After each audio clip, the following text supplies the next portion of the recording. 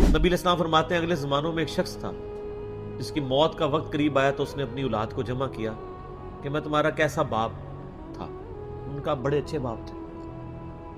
انہوں نے کہا اگر تم مجھے اچھا سمجھتے ہو تو میری ایک وصیت ہے, جب میں مر جاؤں میری لاش کے ٹکڑے ٹکڑے کر کے اس کو آگ لگانا اور اس کی راکھ کو ہواؤں میں اور پانیوں میں اور کھیتوں میں بکھیر دینا. لَإِن قَدَرَ اللَّهُ عَلَيَّ, اگر اللہ تعالیٰ نے مجھ پہ قدرت پا لی تو مجھے ایسا عذاب دے گا کہ کسی کو نہیں دیا ہوگا.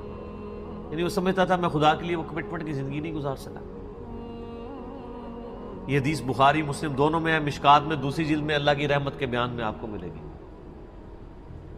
نبی علیہ السلام فرماتے ہیں جب وہ فوت ہو گیا اس کے پچھلوں نے یہی کچھ کیا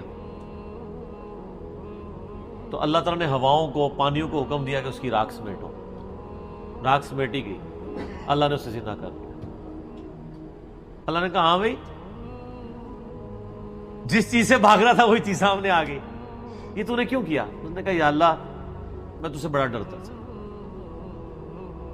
میں اس طرح کی زندگی نہیں گزار سکا.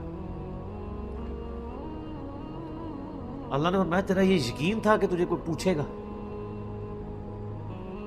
بس اتنی بات ہے. کہاں یا اللہ تھا, اور میں یہ سمجھتا تھا کہ اس طرح اگر میری راکھ یعنی کہ بکھیر دی جائے گی مجھے زندہ نہیں کر پائے گا. حالانکہ یہ عقیدہ کفر ہے, لیکن یہ کفر جزوی ہے, کلی نہیں ہے. کلی کفر یہ ہے کہ کوئی شخص کہے کہ مردے کو اللہ زندہ نہیں کر سکتا. کہا یا اللہ اسی لیے تو میں نے کہا تھا لَإِن قَدَرَ اللَّهُ عَلَيَّ, اگر اللہ نے میرے پہ قدرت پا لی تو میں تجھ سے ڈر گیا تھا. تو اللہ نے میں تجھے بخش دی. اللہ کو تو کوئی نہیں پوچھ سکتا نا کہ کسی کو گیون سرکمسٹانس